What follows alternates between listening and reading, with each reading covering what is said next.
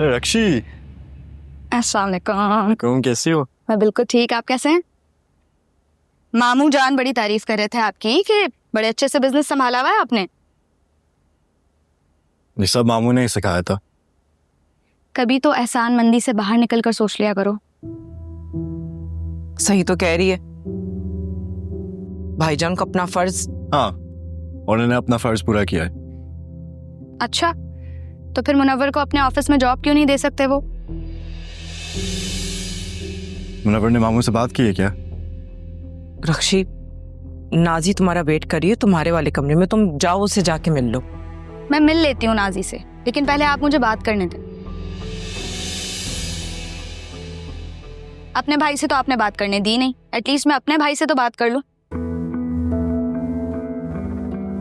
भाई देखें, मैं बस इतना चाहती हूँ कि मेरा शौहर मामू के बिजनेस में हाथ बटाए,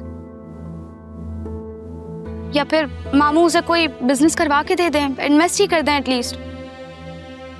मुनव्वर का कोई एक्सपीरियंस है बिजनेस में?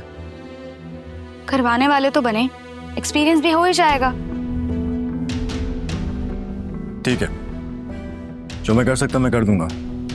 ठीक है, थैंक यू। मैं नाजी से मिलके आती हूँ।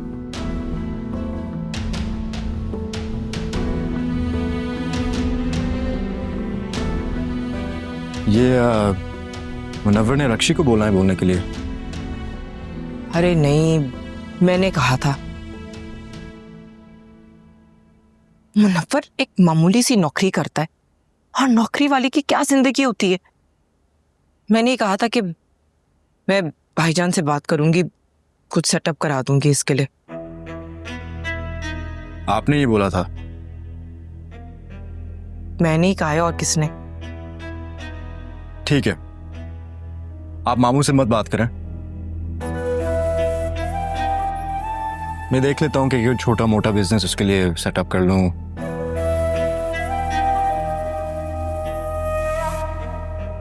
आपसे एक बात करनी थी।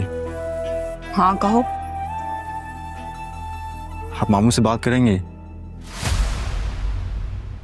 क्या मतलब? अभी तुम कह रहे हो बात ना करो, अभी तुम कह रहे हो बात करो। क्या कहना चाह रहे हो?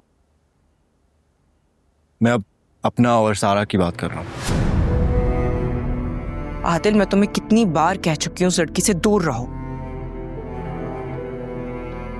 तो हाथ धो के पीछे पड़ गई तुम्हारे। वो मेरे पीछे नहीं पड़ गई, बल्कि आपका बेटा अब उसके पीछे पड़ गया है। उसके पीछे पड़े रहोगे ना तो जिंदगी में ही पीछे रह जाओगे। क्या हो गया आपको? पहले तो आप चाहती थी कि मैं सारा से शादी करूं, अब मैं कह रहा हूं और आप।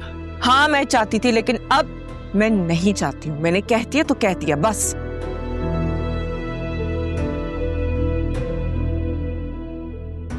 आप चाहती हैं कि मैं रक्षी का काम कर लूं ना?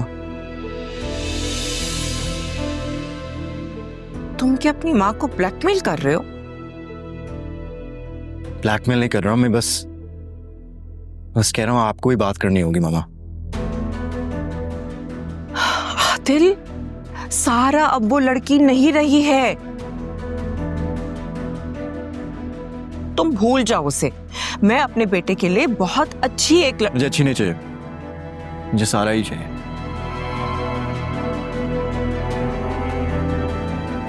देखो, पहले मैं शायद भाईजान को मना सकती थी, लेकिन रक्षी की शादी पे जो तमाशा हुआ है ना, अब वो हरगिज मेरी बात नहीं मानेंगे। आपकी बात ना सुने मामू। मामा प्लीज, हम सब जानते हैं इस घर में सिर्फ आपकी बात सुनते हैं। हाँ, लेकिन जब से वो सारा 2 बार घर से भागकर वापस आई है ना, अब वो किसी की नहीं सुनते, वो सिर्फ सारा की ही सुनते हैं, उल्टा हमें सुनाते हैं। लेकिन मामा आपको ये बात करनी होगी।